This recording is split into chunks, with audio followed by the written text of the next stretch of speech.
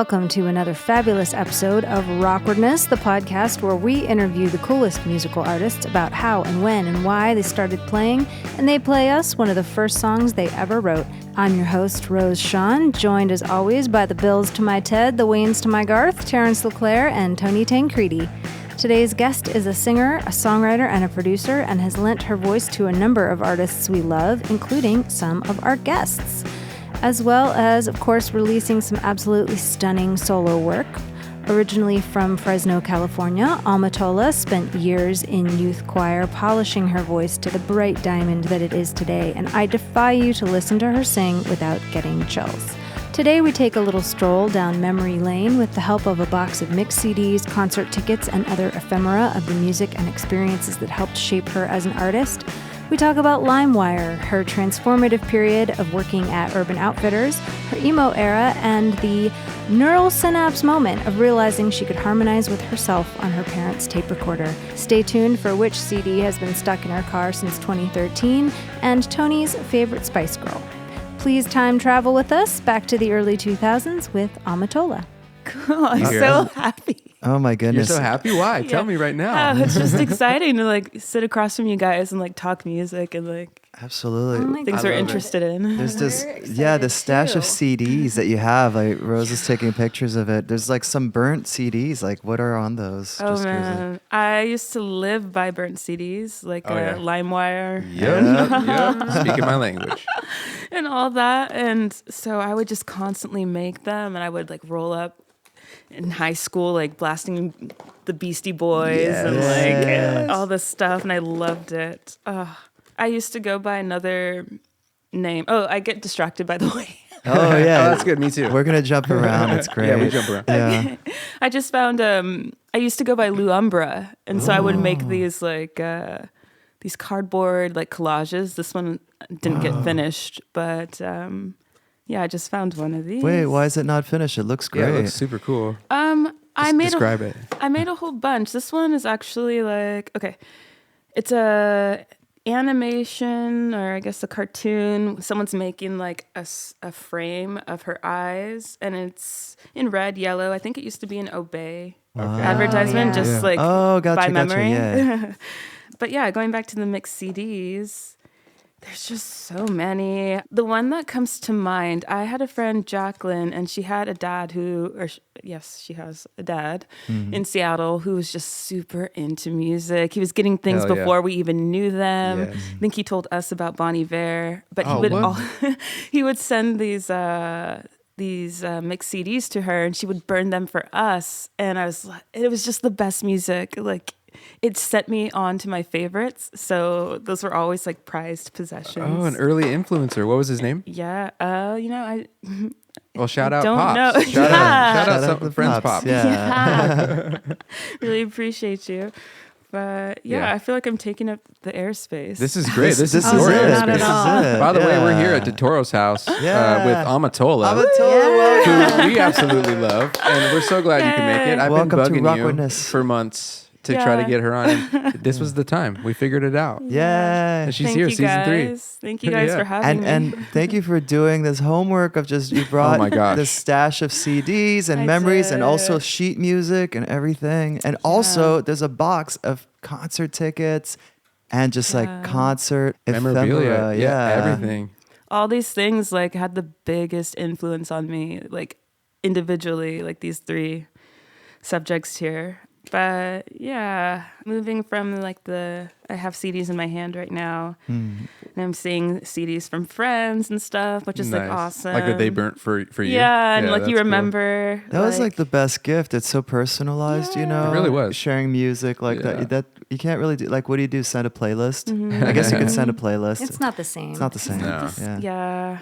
Did you guys ever send playlists to a crush or something? Not a crush, but I think from because I'm old, so mixtapes and stuff, I love all that. And shout out to the Pops, who's probably my age. I was just thinking about that. But it's just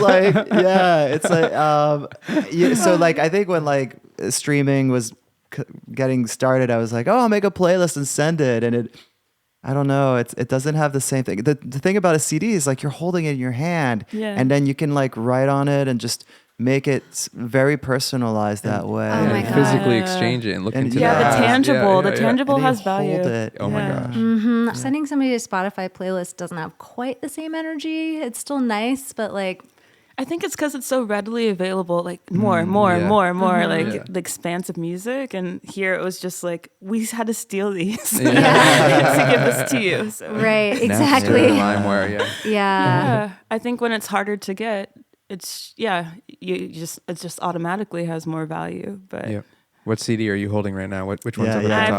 been Limp Bizkit, I chocolate recognize the pills. starfish, and the hot dog flavored water. Oh God, that's right. I forgot that record had such a silly name. Wait, which songs are on that one? Rolling. Yeah. Like I pretty much remember we'd be at recess, the 6th graders doing like the dance from the video. Like, who let us? It's like also, is that the Give Me Something to Break? Like, what's the one? Oh, yes. I think it's it's just all called- about the he said, she said bullshit. Yeah. I think Shout out Fred I think Durst. it's called Break Stuff. Break stuff. Yeah. Okay. Yeah. I want to put this on now. Okay. Yeah. Just have it on in the Well, that's- background. yeah. I can make that happen.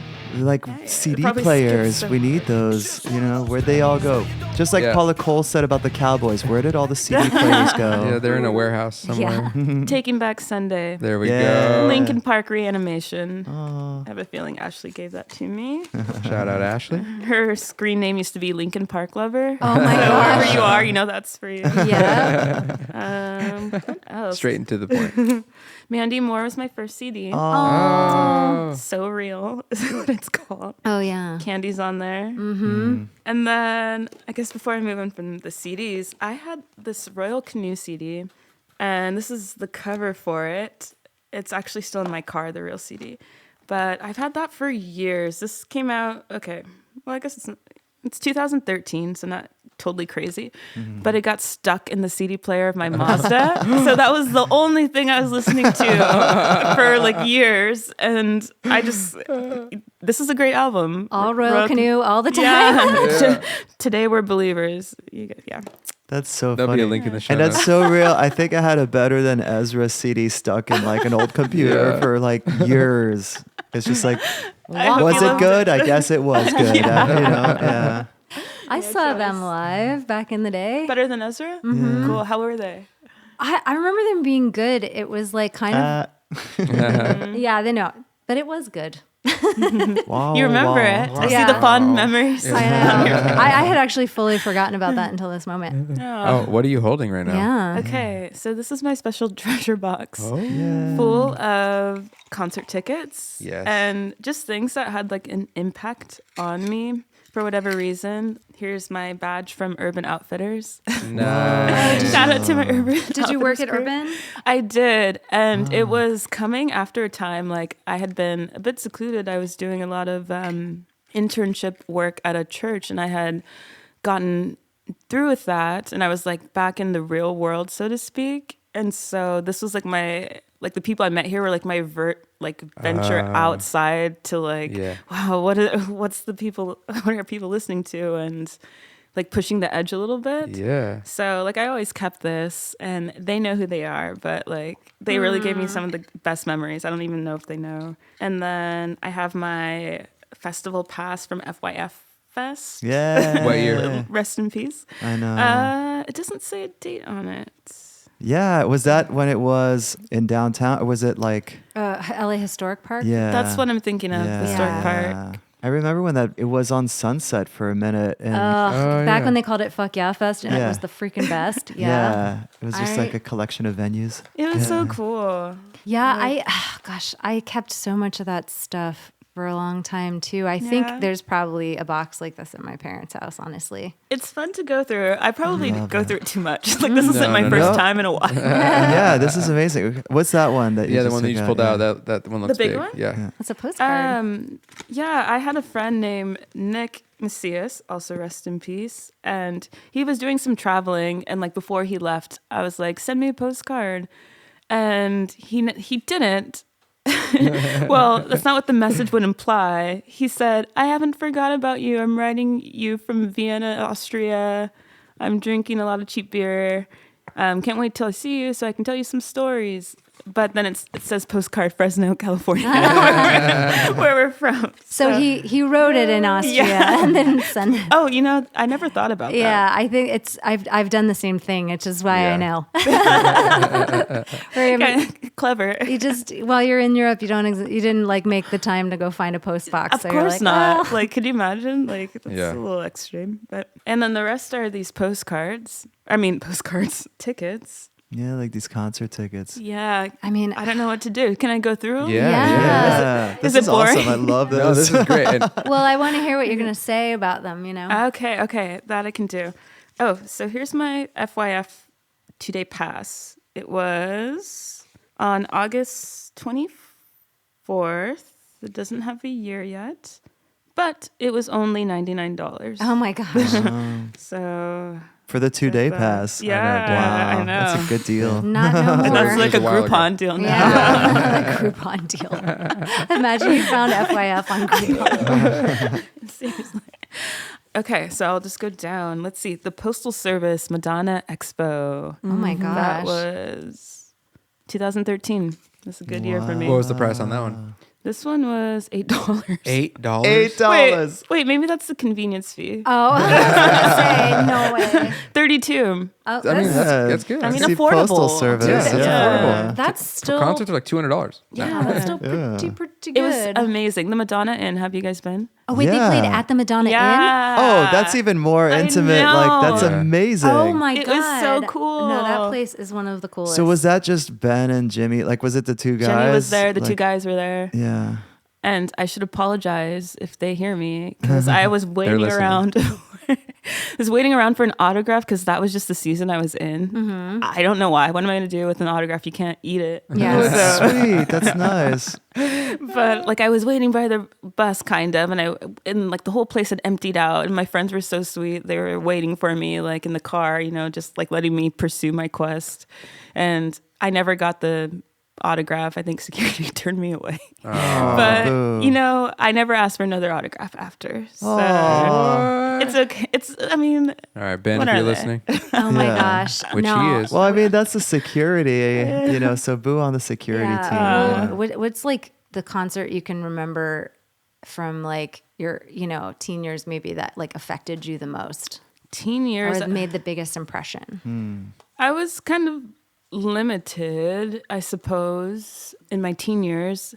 So concerts, I didn't go. I think I probably went to Britney Spears.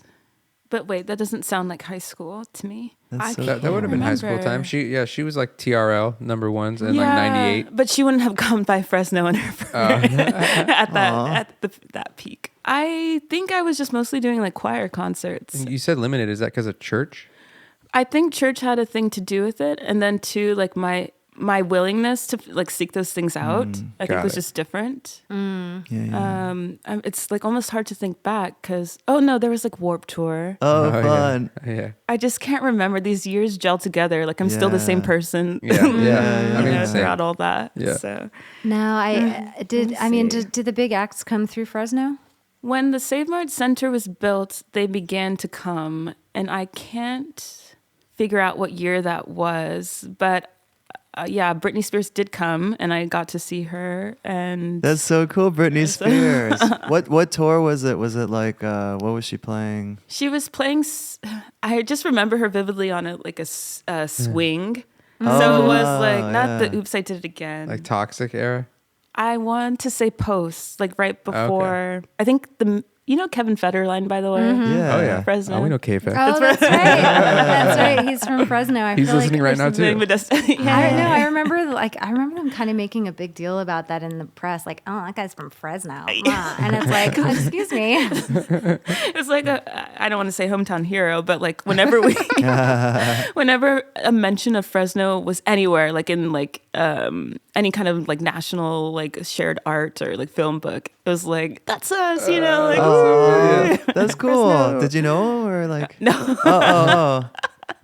I did not. I don't know. So you're born and raised in Fresno? Born and raised in Fresno.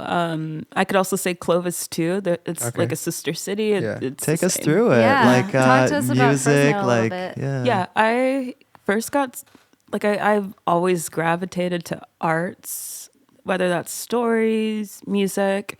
I think music being the first love. So I remember making up songs as early as 4. And I didn't realize I was retaining some of the music I was hearing because I thought I was making it up. Because I remember I was singing a song at the table, like no recollection of hearing it. And then I heard the radio turn it on, and I thought they had stolen my song. And so that's adorable. I think that's the start of my paranoia, actually. So funny. But what were some of those songs? Like, do you remember? I'm hooked on you. I'm hooked on you. I don't know. What can I do? Yeah, that's a it's hit. up to you. That's not my song. It's someone. But I thought I made that up. Hey. This is That's nice. funny. You're actually not the first guest to say that. Yeah. Something about it, I guess. The osmosis when you're young. Yeah. Oh, yeah. That's so funny. That's so sweet. So at what point did you start doing choir? As soon as I could. They let Laura and Chelsea start at 4th grade, but 5th and 6th is when you can get into choir. And so I went to someone. I was like, can I do it too in 4th grade? And I didn't have the qualifications. Yeah, or whatever. What could those have been? Yeah, exactly. So it was 5th grade on up until 2 years in college. I stopped. Oh, wow. Oh, wow. That's amazing. Yeah. So you really did a lot of choir. Wow. I I mean, did. I am curious what Laura and Chelsea did to get into choir early because, I mean, their parents must have just Their dads knew the choir director for sure. Chelsea, I don't know. But Laura, she was professionally trained. She had she was taking violin lessons and she was 4th grade? talented. Yeah, Like all she that was stuff? so talented. Oh, she did ballet. She had those kind of exceptional. parents probably. Yeah. Yeah. And so intelligent. So she's a doctor now somewhere. Laura. Well, you were singing a lot. Yeah. Yeah, in I was. choir. What was your favorite? Was there preferences kind of developing? As it came to choir, the one that always turned us on the most was the gospel at the end because we could do runs. Yeah. After singing Latin, Right. first 3. But those were the favorites then.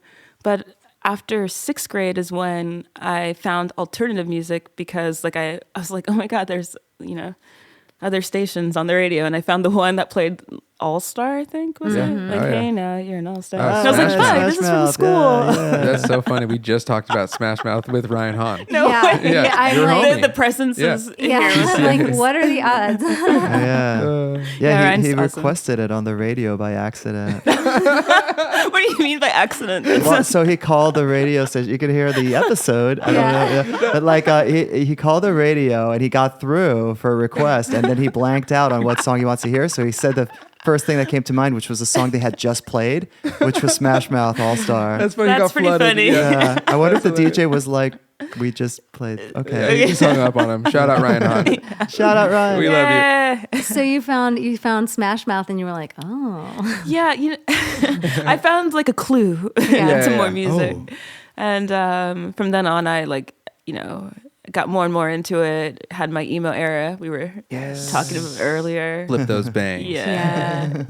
I had a lot of good times. It's nice reminiscing now, thinking about the music. Was any of it inspiring you to kind of come up with your own songs, Yeah, definitely. So that same process of trying to capture the songs I heard on the radio through tape and pressing record and play and jumping up from the bed when your song is about to play. Yep.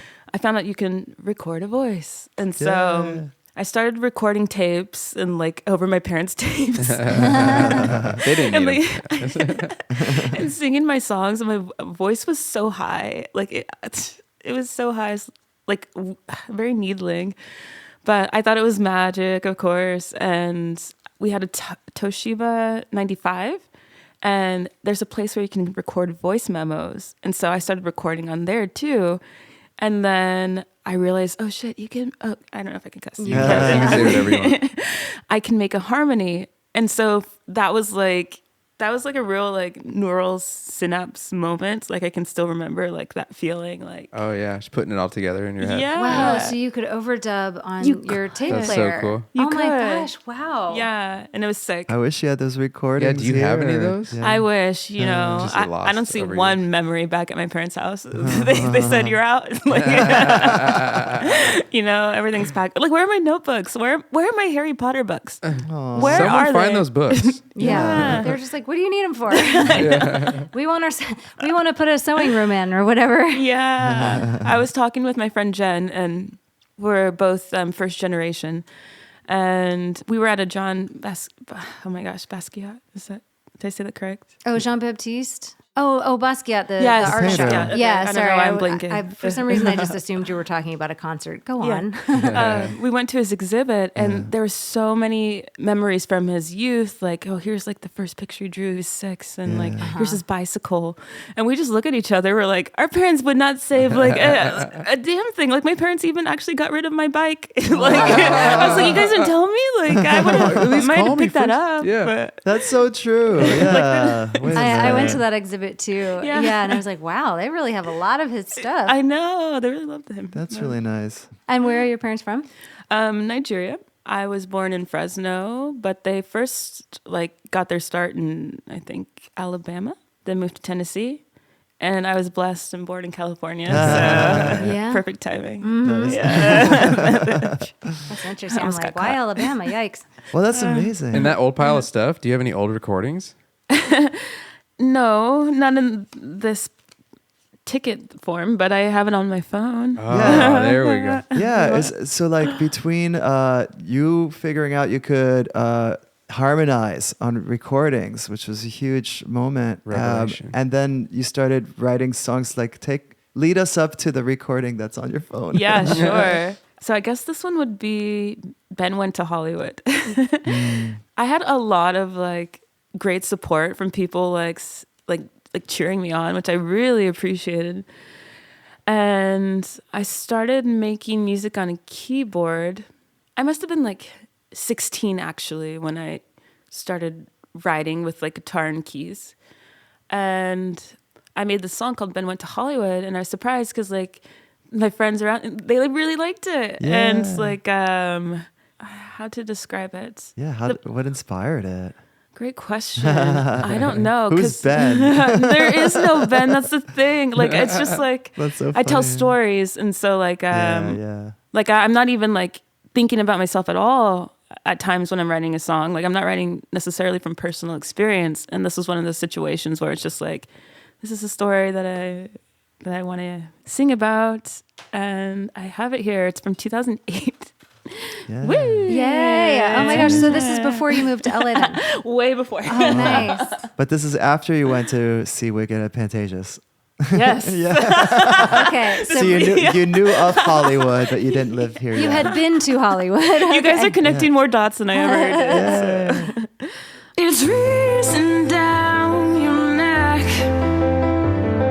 a cool whip being sweat. It's coming to stay your jeans. It's taking control of me. Well, hold me close and say that you need me. Hold me close. So wait till you feel me. Hold me close. And by then I shouldn't have to know whether your drug is fame or not.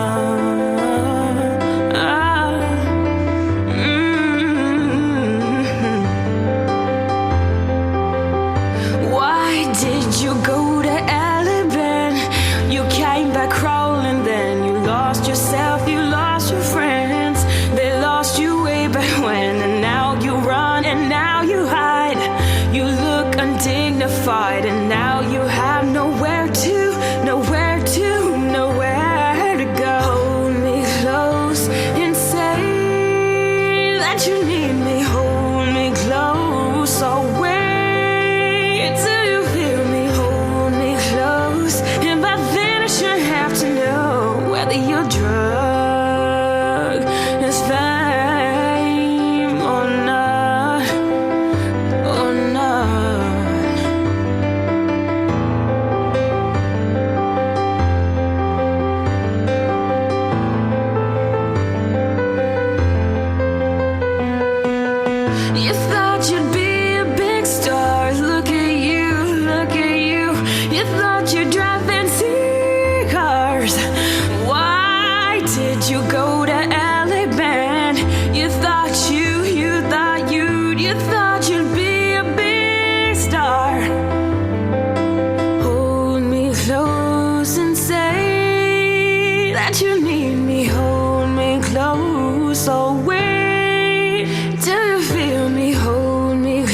use. And by then I should not have to know whether your drug is fame, whether your love is gain, whether Hollywood change you or not.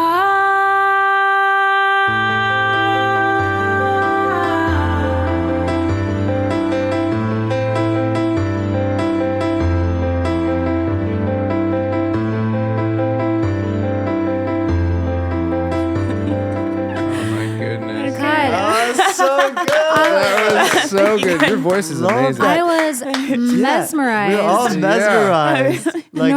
Normally we'll like make pin drop. comments or something, but I could not. I was actually trying to detect the quality in your voice that you were criticizing, and I don't know what you're talking about. It's like the diction, I think, like cars, like the indie. Yes, it was like an indie kind of rock thing you were doing. I loved it. It was kind of like, Oh, I see what you're saying. Like you feel like you were detecting an affectation or something. Yes, exactly. Okay, I mean, I liked it. because Same. no, I'm just like, yeah, I guess because you know your own voice, but I thought it sounded amazing, and like for your first time in the studio, I'm like, nailed it. Yeah. nailed it. It's a cool song too. I was kind of trying to attach to some of the lyrics and like, is fame your drug? Is that what you're saying? Yeah, is fame your drug, basically? Or like, the falling out from going to LA and like you thought you'd be this big star and like you thought you were so cool and now like, who are you? Your drug is fame, something. Did Hollywood change you? Yes. What was the, I mean, I know you're saying you just kind of were like writing a story, but what was the inspiration there? Could not tell you like at all. It just happened from the piano. It's magical. It's like a movie scene where it's just like, imagine this Ben guy just out and you're like this angel that shows up, like the voice of reason. The Christmas like, Scrooge you one. know what I mean? It's just something like kind of like just Ben, what happened to you, man? Like it's just very theatrical, all of it. It's just very beautiful. Yeah, I mean, I think also like the emotive quality of your voice, it would be hard not to kind of visualize something because it's, I'm really feeling like Ben is down on his luck, or maybe he's like not treating his friends well. Like you've changed, man. What's up, Ben? Singer's kind of like mean to me. Like listening to the words, I'm like, damn. I know. And I love that you're like, I don't even remember. I know. I don't know who she was. Yeah, just came up with that somewhere in the collective consciousness, I guess. So did you have the song and you're like, I want to record it, and that's how you got in the studio, or was it like? Yeah. I'm trying to remember how I got connected to Joel. I don't quite remember, but yeah, I was going through like what I had, and I was playing more guitar at that time. So I did a couple. Beautiful, by the way. Thank you. I struggle with instruments. I've never played them out of like necessarily love, but to make music and like to sing over it. So that was always the goal, was to sing. Yeah.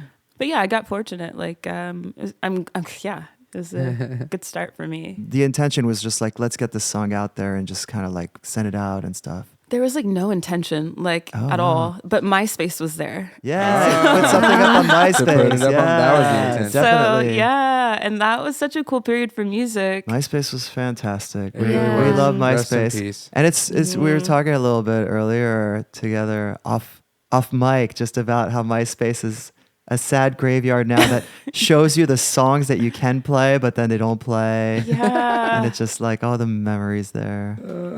I know. You can just be like, well, maybe I remember what this song sounded like. Yeah.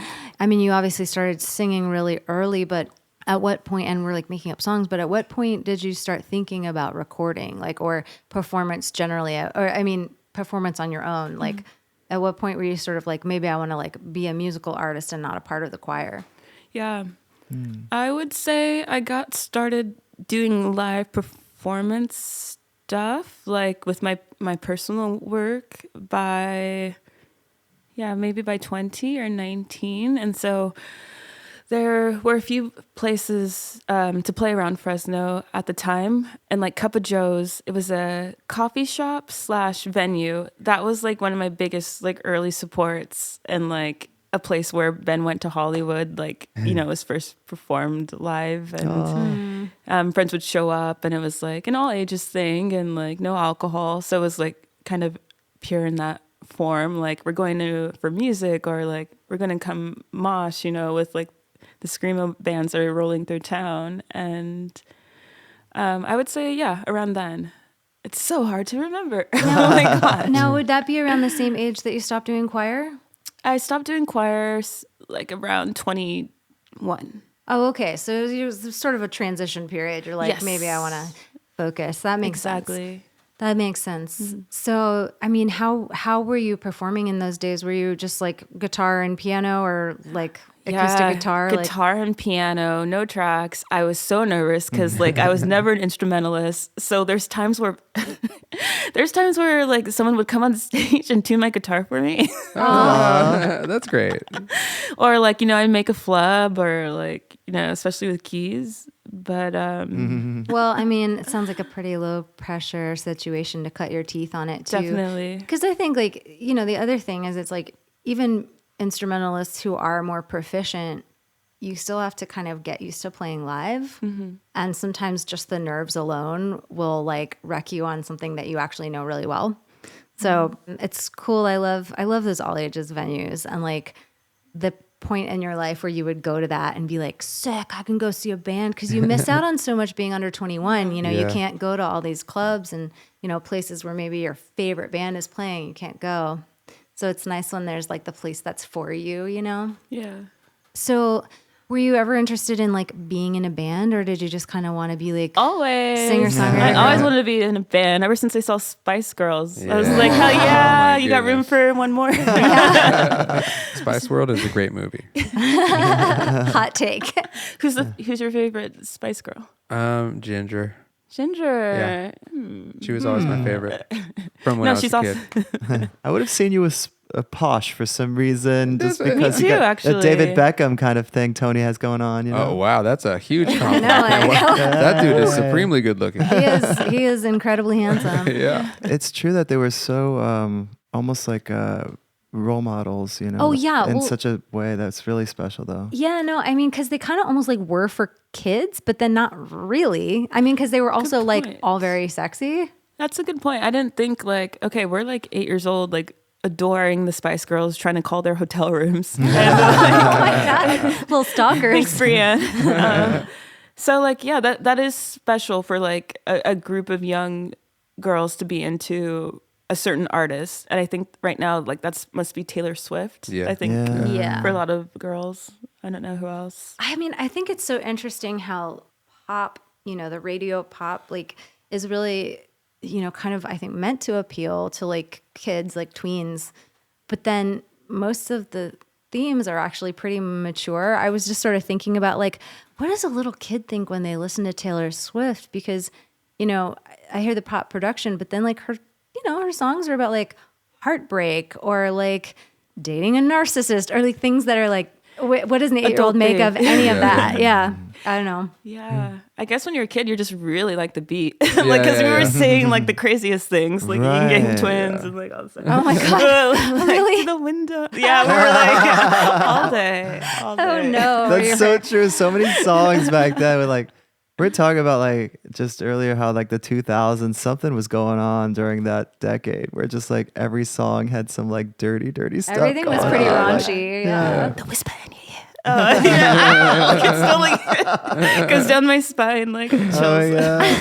Right. I know. And your parents are just like, what are you listening to? Yeah. Turn it up. Oh my God. But anyway, I digress. You were talking about the Spice Girls. I'm so sorry. I got so excited about the Spice Girls. Well, they're exciting. Like to this day, like they're still relevant. Oh, I know where this started. Because we were kind of talking about like, you know, your Starting a band. your ambition with like, yeah, like starting a band, and what you kind of wanted to do musically outside of choir. Yeah. So to preface, my first band was in 4th grade. I had wrote a song. How does it go? Actually, I'm so ready. Maybe don't mind. Yeah. okay, I wrote this song, and then like I like got people to dance with me and like sing it too, and like I hired choreographers, which were Nice. people that took jazz, like at the dance studio or whatever, and they did like choreographed a little bit, and we are gonna do this whole performance. Like I set up the stage area like with a jump rope. I remember it's like yellow and white jump rope, and like the 6th graders were gonna come, and then like there's this guy. For some reason, he took the stage. I don't know what. We never performed, okay? We never performed. And What? he took the stage and he started doing Michael Jackson renditions. And it must have been good because he took the crowd. So man. we never Stole it got from to some perform. 4th graders. Yes. What was the song you were gonna do? Oh, yes. That song it went like, we women are strong even when the men are down on their knees.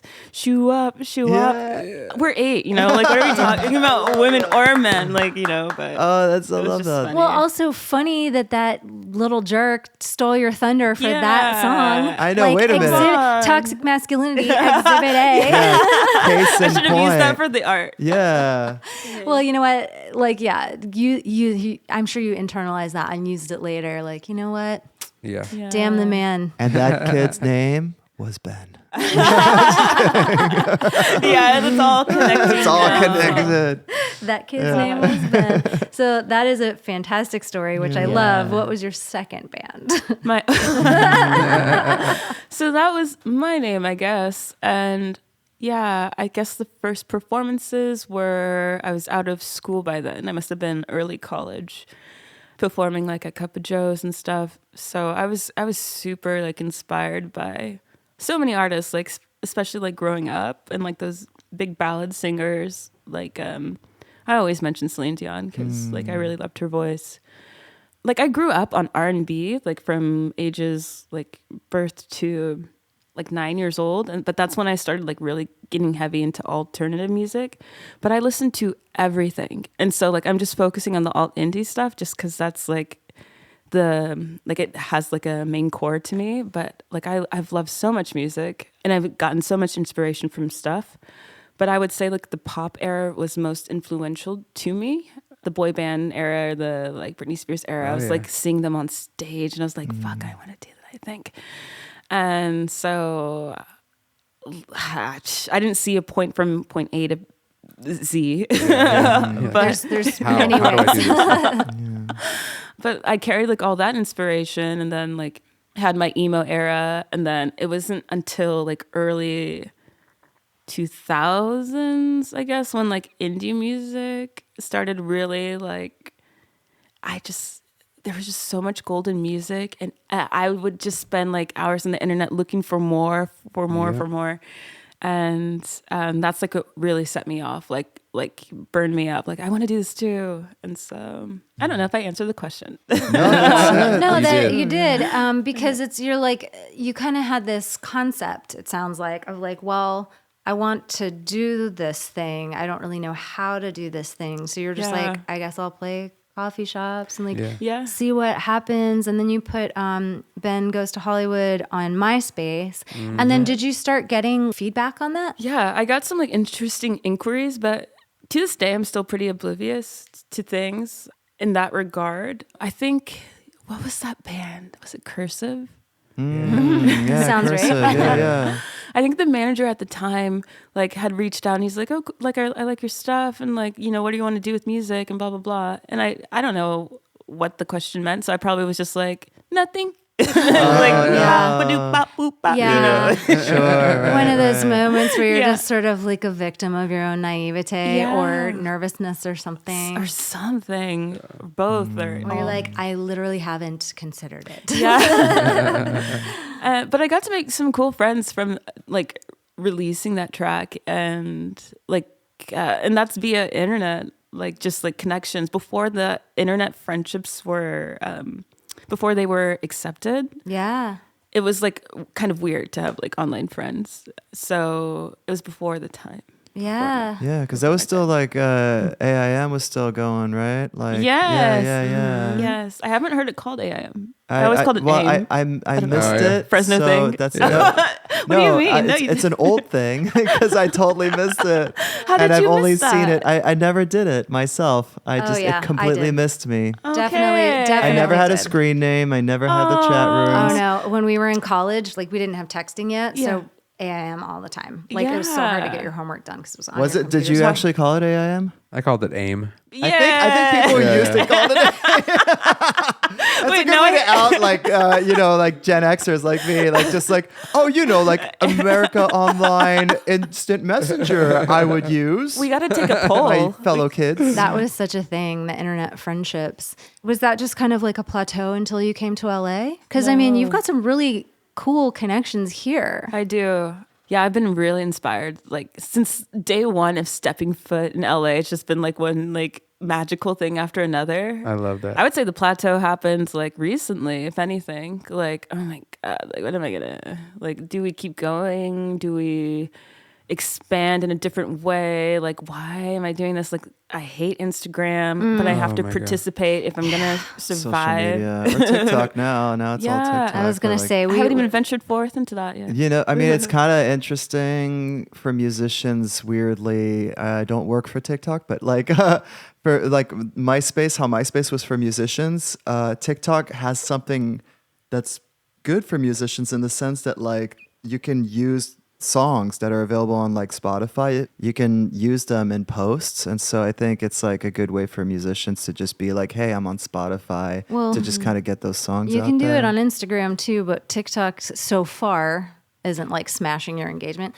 Whatever. TikTok, like I think it started as like a music platform, like Pro Music, which is people don't know. I don't work for TikTok again. But you should be on TikTok and use it every day. Play the ad. No, but you're saying like you kind of hate doing that part of it, which I totally get, because you're like probably just want to, I don't know, make music or something. But I want to go back to like when you first moved. Was there like a particular like, would you go to certain venues in town that you liked and just like kind of, what was that journey like?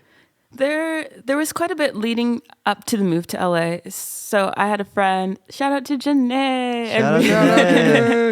We would go to concerts all the time, and she was just like this vibrant person, unshy, and I was so shy. And so I'd be like, oh my gosh, there's the guitarist, blah, blah, blah. Can you go like talk to him? And so from that, our powers combined. We got to like meet some pretty cool people after some shows that I love and that I still have tickets to. And like the Cold War Kids were one, local natives that were one. Shout out natives. And some of them turned into friends too, which was special. So from meeting those types of musicians prior to moving to LA, we got to know certain parts that we didn't know before. Because like I would have moved to Hollywood, like Ben, and like I would have been like crying from the tower or whatever, and like gone back home. But luckily, like these people had been like Silver Lake's the place to be, and so like I moved to Silver Lake. We never heard of that, and me and Janae moved out here, and it was just like it was just magic. You would walk out the street and like throw a stone and like hit someone awesome. Hit some hipsters.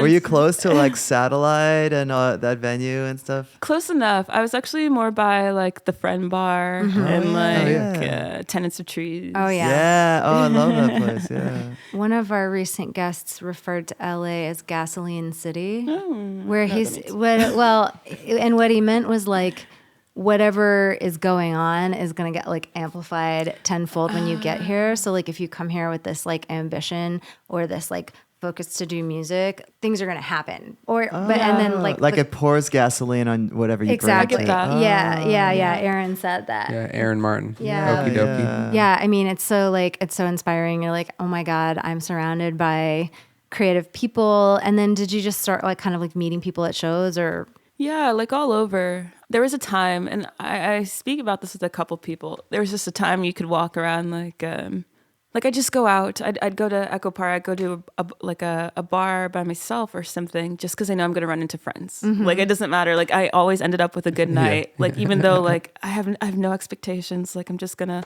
walk around, and it's like hi, hey, like what's up, and like hugs, and like come back over here. Like the nights were so spontaneous, and I can't tell I just think I don't think it has to do with age so much as a period of time. Mm-hmm. You know, like we each have our allotted like little period of time where we're discovering things, and that was mine. And yeah. I love that. That sounds so beautiful. So like, you know, kind of bringing it up to the present. I mean, you're making music on your own. Yes. You're doing some very cool collaborations with, I don't know, some guys I've never heard of. Just kidding.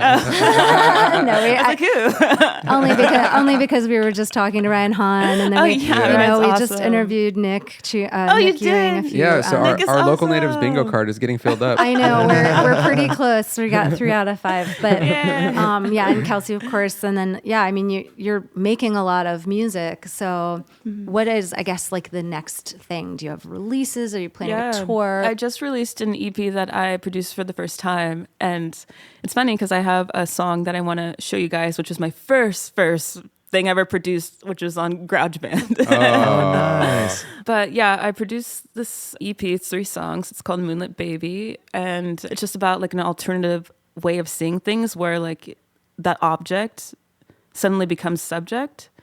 And it was definitely experimental, and I just felt like a compulsion, I guess, I felt compelled to do it. And I'll be doing some filming for that, some performance videos. But as for tour, no tour yet until, I'm ready.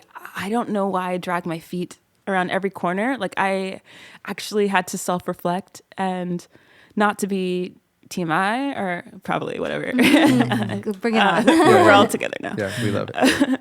A therapist, she told me, she's like, you're doing opposite. Like, you're saying you want one thing, but you're doing the opposite, like, every single step of the way. And, like, until someone pointed that out to me, like, that was, like, 3 weeks ago. I was like, oh, my God. You're like, wait a minute. You're right. Wait a second.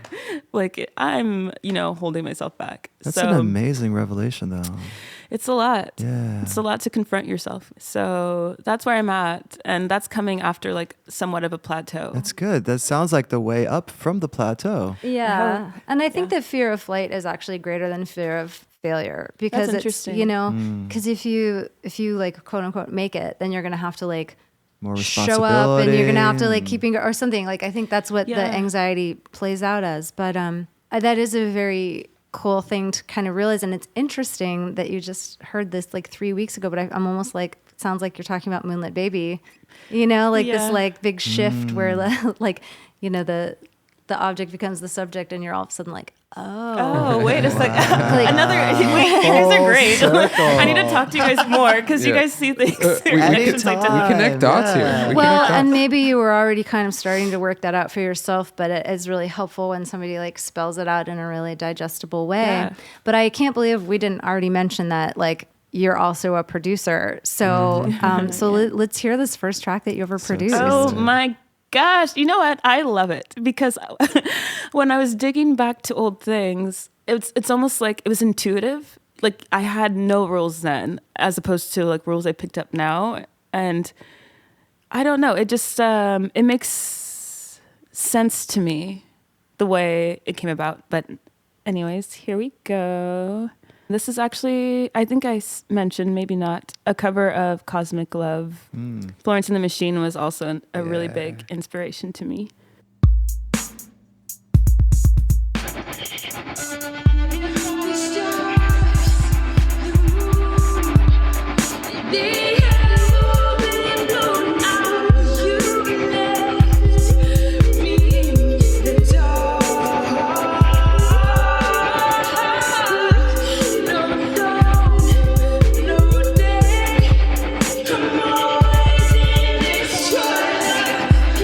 Shadow.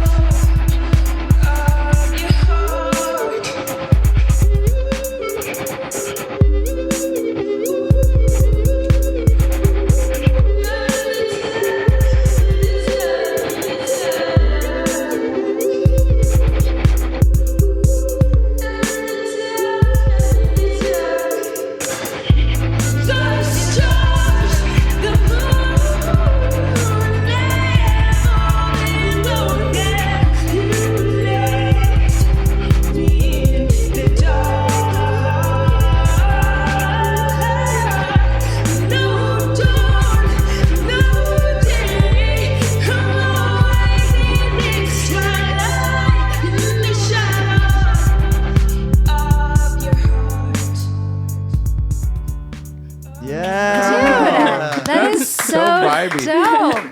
That is so dope. And you said you did that in GarageBand? I did that in GarageBand. That was the first song I tried, and it was like I mentioned, intuitive. It was like all those like moments of like playing with the little tape deck or like the Toshiba 95 and like those voice memo things. It was like, okay, here's like culmination, a mega a culmination of this, and the ultimate Toshiba.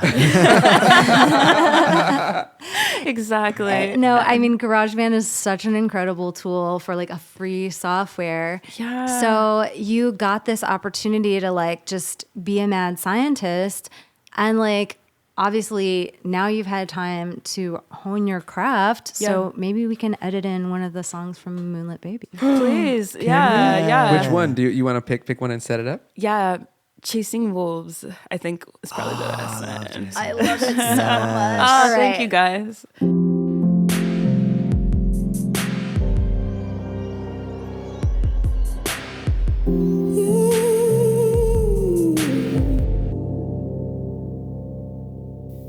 I was the one to carry you home. I walk you to the moon, my soul steady like a stone. I had been a submarine and I'm on the bloody seas for you to save you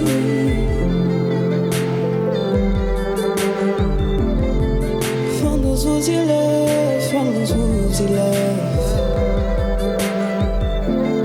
to save you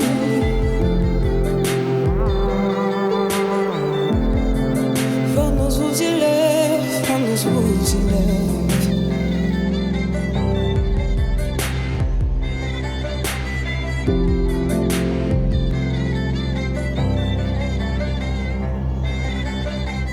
I was the one to answer your call. I was so lonesome I could have died, didn't matter, not at all. I had bandage, broken knee, across the desert in the heat for you to save you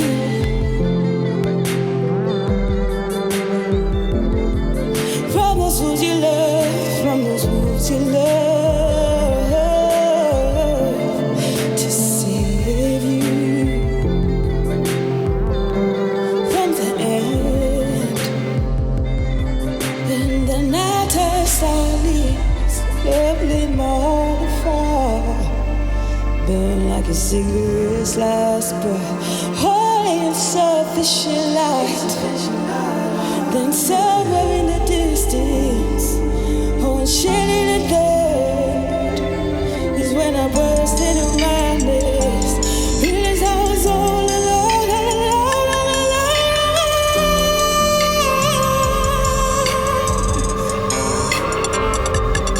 all